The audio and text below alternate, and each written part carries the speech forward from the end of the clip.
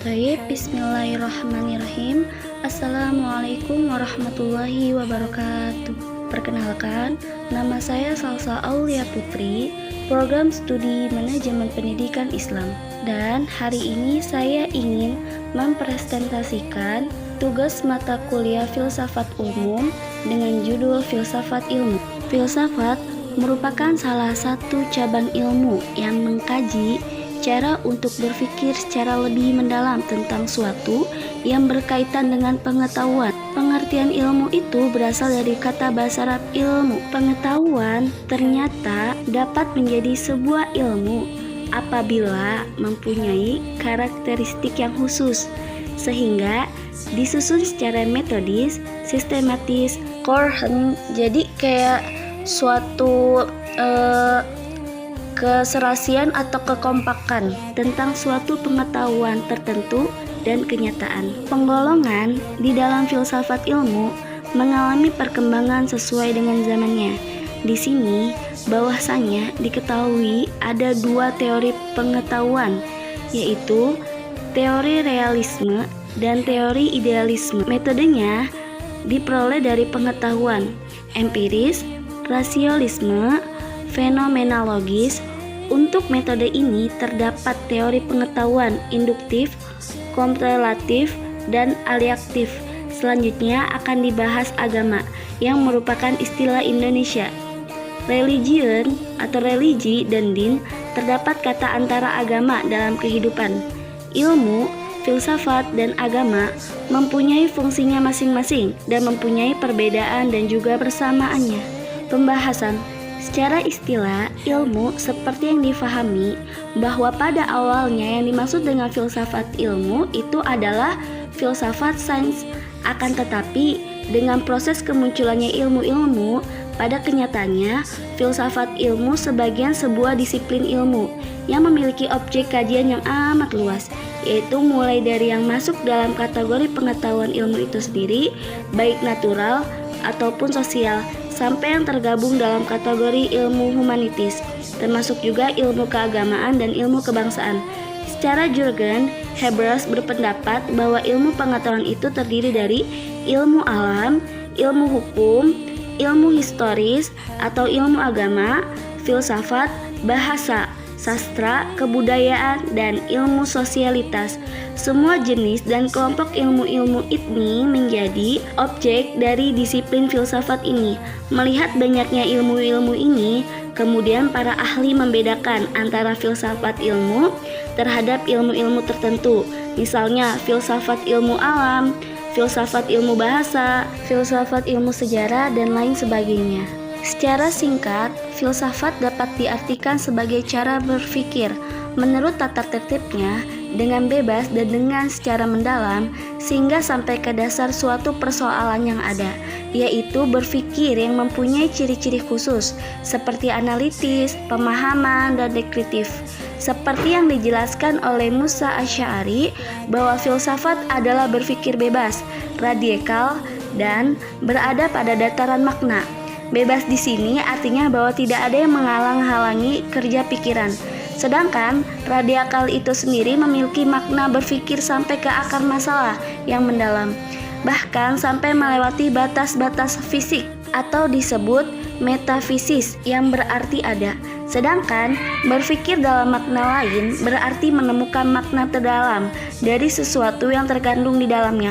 Makna itu bisa berupa nilai-nilai seperti kebenaran, keindahan, maupun kebaikan. Menurut Muhammad Amin Abdullah, filsafat bisa juga diartikan satu, sebagai aliran atau hasil pemikiran yang terlihat sistem pemikiran yang konsisten dan dalam taraf tertentu sebagai sistem tertutup.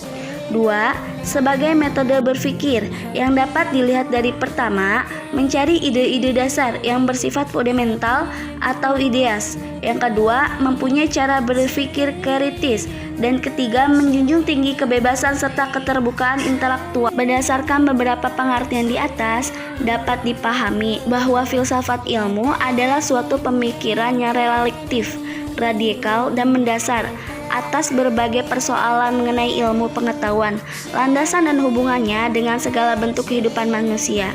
Dari pola pikir hingga pola hidup yang menarik. Hal ini tidak saja terjadi di kalangan ilmuwan, tetapi juga di kalangan masyarakat awam pada umumnya, baik yang dasar maupun yang tidak, oleh otoritas suatu pola pemikiran tertentu. Disinilah filsafat ilmu menjadi sangat penting. Artinya, suatu yang melihat bangunan keilmuan, baik ilmu kealaman, masyarakat, dan humanitis, atau yang disebut dengan orang-orang keislaman, sekaligus menganalisis dari pola pikir yang mendasarinya, sehingga hal yang ditimbulkan dapat dipahami dengan baik dan akhirnya dapat dikontrol sedemikian rupa. Antara filsafat ilmu dan sejarah ilmu, dalam beberapa buku filsafat ilmu sering ditemukan penjelasan yang kadang-kadang juga membosankan mengenai pertumbuhan dan perkembangan ilmu.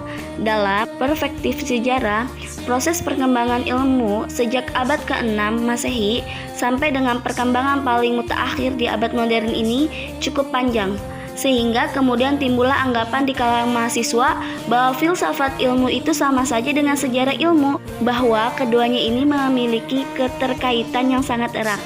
Bahkan, perkembangan terakhir pada saat ini, filsafat ilmu banyak memperoleh masukan-masukan dari temuan sejarah ilmu.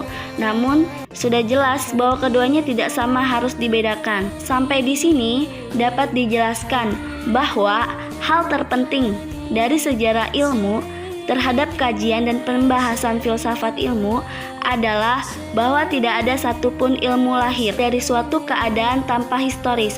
Artinya, sebuah pemikiran, konsep, dan teori pasti memiliki akar sejarah karena dia lahir melalui proses sejarah. Ruang lingkup filsafat ilmu, sebagai yang telah dijelaskan sebelumnya, filsafat ilmu dapat dipahami dari dua sisi, yaitu sebagai disiplin ilmu dan sebagai landasan filosof ilmu pengetahuan.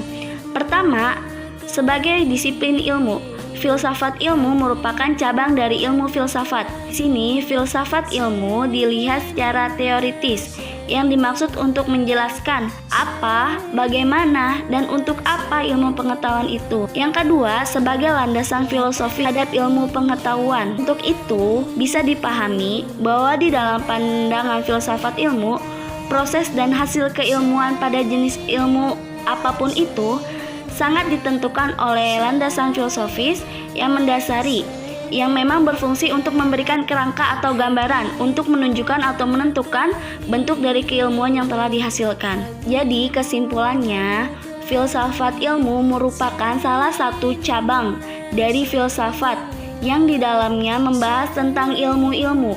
Tujuan filsafat ilmu itu sendiri adalah mengadakan analisis mengenai ilmu pengetahuan dan bagaimana cara ilmu pengetahuan itu diperoleh dari ilmu-ilmu yang ada pada saat ini. Jadi, filsafat ilmu ini mengupas tentang ciri-ciri pengetahuan ilmiah dan cara memperolehnya. Pokok yang sangat diperhatikan dalam filsafat ilmu adalah proses penelitian ilmiah itu sendiri. Pada dasarnya adalah untuk memahami persoalan ilmiah dengan melihat ciri dan cara kerja setiap ilmu atau penelitian ilmiah yang dengan tepat dan kritis. Sedangkan hubungan filsafat dengan ilmu pengetahuan lain bisa disimpulkan bahwasannya filsafat ilmu mempunyai objek yang lebih luas, sifatnya universal, sedangkan ilmu-ilmu pengetahuan objeknya terbatas. Selain itu juga filsafat memberikan pengetahuan, pemahaman lebih mendalam dan menunjukkan sebab-sebab yang terakhir. Sedangkan ilmu pengetahuan juga menunjukkan sebab-sebab yang tidak begitu mendalam. Mungkin hanya ini yang saya presentasikan. Cukup sekian. Wassalamualaikum warahmatullahi wabarakatuh.